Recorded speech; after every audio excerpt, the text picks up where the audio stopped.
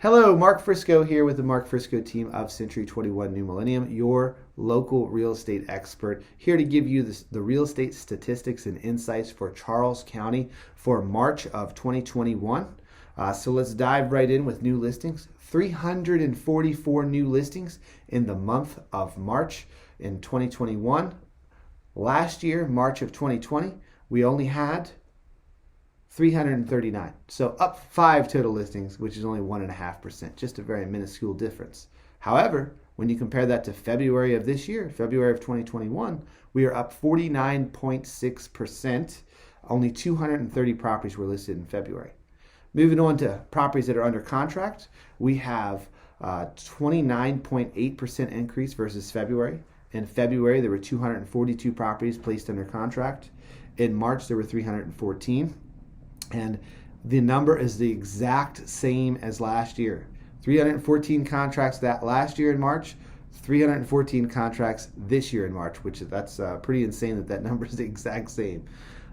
Closed sales sitting at 278. That's up 36% versus 204 in February and up 11% versus last year. Last year it was about 250 closed sales. This year about 278.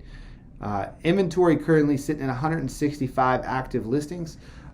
Inventory has actually gone up by about 9 properties. In the month of February, there were 156. In the month of March, there were 165 active listings at the end of the month.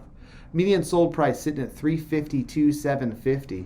Oddly enough, that's down 4% versus February, but still up 10.4% versus March of 2020. Remember, on the monthly basis, these things are going to bounce around, especially because it's a median and not an average. Average days on market sitting at 17. February was at 12. Days on market actually went up by 5 days. So the inventory here, the active listings increased and the days on market increased. Those are 2 things we want to keep our eyes on, because if those numbers continue to tick up, it means that the market is starting to shift a little bit. But currently, 278 properties sold, 165 listings on the market, sitting about 2.5 weeks of inventory. It is a seller's market for sure, and it's going to be for some time until we shift back in the other direction. So we'll wrap that up with the average sold price to original list price ratio. So original list price versus the sold price, 101.5%. So that means that on average, the houses are selling for 1.5% higher than their asking prices.